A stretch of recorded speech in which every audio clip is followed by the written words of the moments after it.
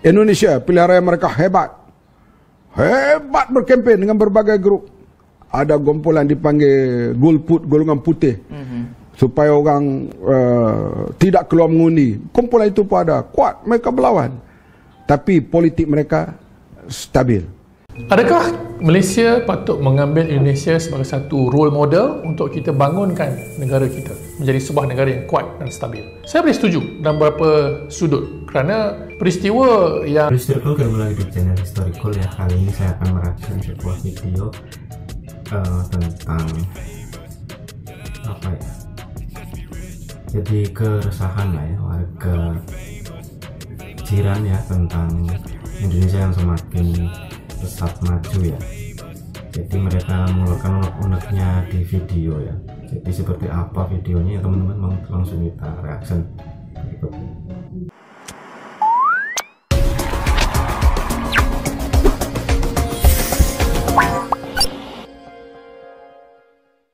Jadi saya pun bimbang lah tuan-tuan dengan keadaan Malaysia ni, dengan kita punya Indonesia pun dah outperform kita, dengan kita punya politik pun masih lagi serabut, tak stabil ni. Jadi, adakah dalam tempoh 5 tahun akan datang, kita pula akan migrate ke Indonesia?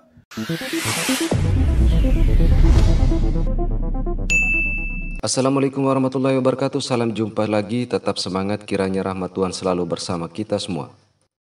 Oke, Indonesia sering dinilai sebagai negara miskin, negara pengekspor pekerja migran, negara dengan kemajuan ekonominya yang berada di belakang negara-negara jiran. Statement-statement ini mungkin sering ditemui di media sosial. Akan tetapi seiring waktu dan pergantian kepemimpinan negara, secara perlahan saat ini perkembangan ekonomi dan beberapa aspek di Indonesia makin membaik. Dan bahkan pada periode 2023, GDP Indonesia melewati beberapa negara jiran termasuk Malaysia. Sehingga membuat beberapa pihak di negara jiran mulai mewanti-wanti Indonesia akan unggul dari negara mereka. Dan tidak hanya dari soal ekonomi, namun juga pada beberapa aspek lainnya termasuk politik. Dan beginilah pandangan mereka tentang Indonesia. Indonesia, pilihan raya mereka hebat. Hebat berkempen dengan berbagai grup. Ada kumpulan dipanggil Golput, golongan putih. Supaya orang tidak keluar mengundi. Kumpulan itu pun ada. Kuat, mereka berlawan. Tapi politik mereka stabil. adakah Malaysia patut mengambil Indonesia sebagai satu role model untuk kita bangunkan negara kita menjadi sebuah negara yang kuat dan stabil? Saya boleh setuju dalam beberapa sudut kerana peristiwa yang menyedihkan telah lama ditinggalkan oleh rakyat Indonesia. Kita juga berlaku perkara pergolakan politik yang sama pada tahun 98 dan juga krisis ekonomi yang sama. Cuma Indonesia bagi saya, mereka telah melalui fasa-fasa perit tersebut berbanding kita. Dan alih itulah mereka berjaya menghasilkan pimpinan seperti Jokowi. Dan kita lihat betapa banyaknya pelapis-pelapis mereka yang boleh mewarisi kepimpinan Pak Jokowi. Tapi semua ini tidak bermakna Malaysia tidak ada. Malaysia pun ada. Cuma kita dalam fasa di persimpangan. In transition lagi. Beban politik lama masih belum surut. Watak-watak lama masih lagi merajui perjalanan politik negara. Jadi ini yang membuatkan Malaysia sukar untuk bangun menjadi seperti Indonesia. Sedangkan Indonesia sudah tinggalkan fasa lampau itu. Adakah ekonomi Indonesia akan outperform ekonomi Malaysia? Yang ni cakap-cakap ni sekarang ni tengah berlaku di kalangan Malaysian business people.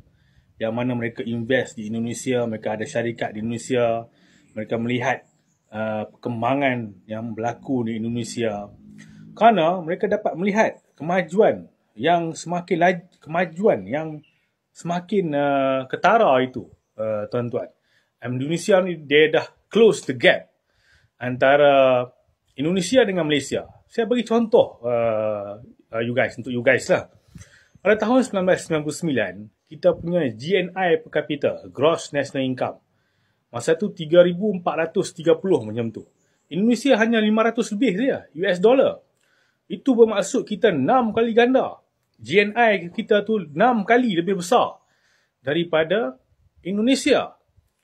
Fast forward 20 years, 24 years, 25 years after that.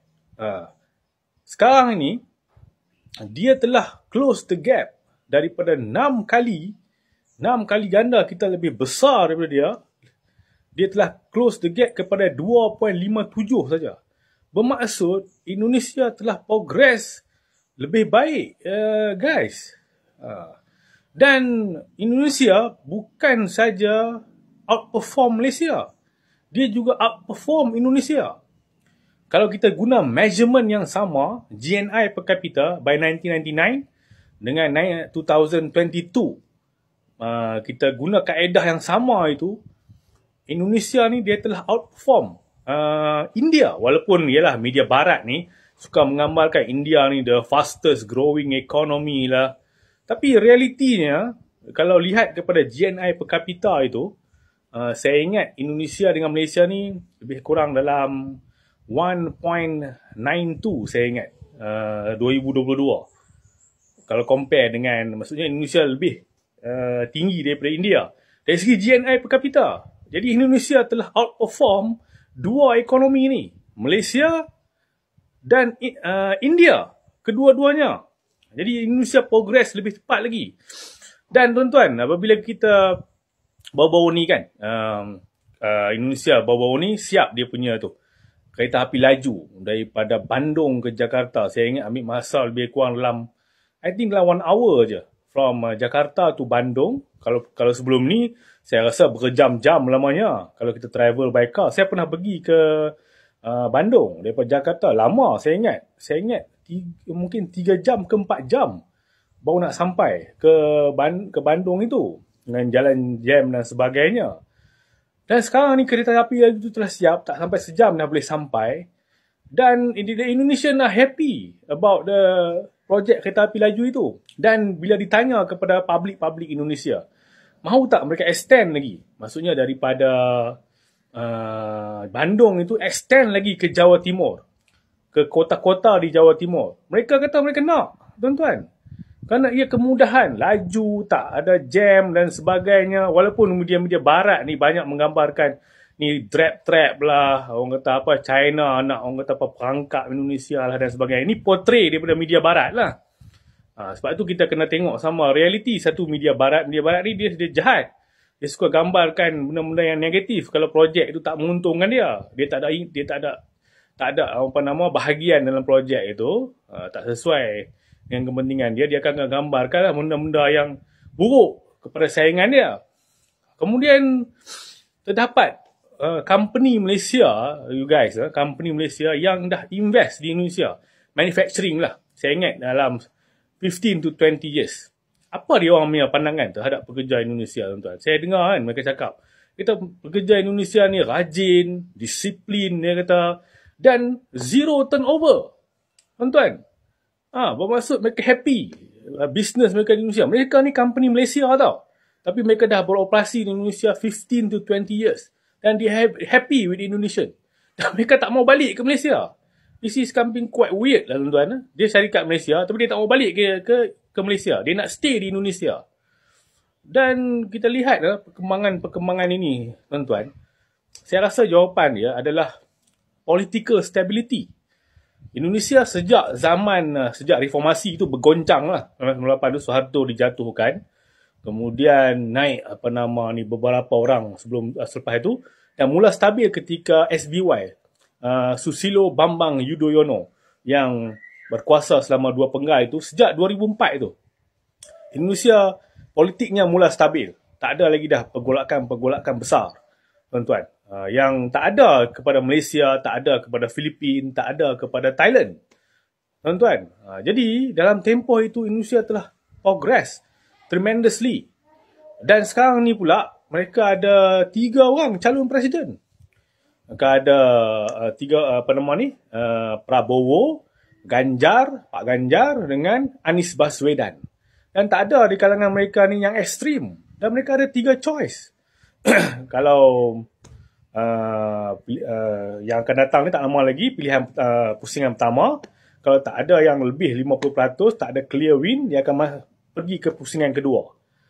Jadi kalau mereka dapat pemimpin presiden yang bagus kali ini, mereka ada 3 pilihan yang bagus kali ini, that means mereka akan enjoy political stability 5 to 10 years lagi. Jadi ke mana Malaysia selepas itu? Sekarang ni masih lagi politik kita sejak 2018 sehingga sekarang ni masih bergolak, tak stabil. terperangkap dengan krisis politik. Jadi Indonesia dalam 5 ke 10 tahun lagi, dia punya ekonomi dia akan grow. Tambah pula sekarang ni, dia pula buat pula satu highway lagi, Trans Sumatera, daripada Aceh itu sampai ke Lampung. Itu ada 2,000, saya ingat lebih kurang dalam 2,800 km. Kalau kali Malaysia ni saya ingat lebih kurang 3 kali Malaysia kot, dia punya panjang tu. 2,800 km dia akan connect daripada bandar-bandar di Sumatera itu. Indonesia ni dia punya potensi, dia punya population dia besar. Dia punya natural resources banyak. Jadi saya pun bimbang lah tuan-tuan dengan keadaan Malaysia ni, dengan kita punya Indonesia pun dah outperform kita.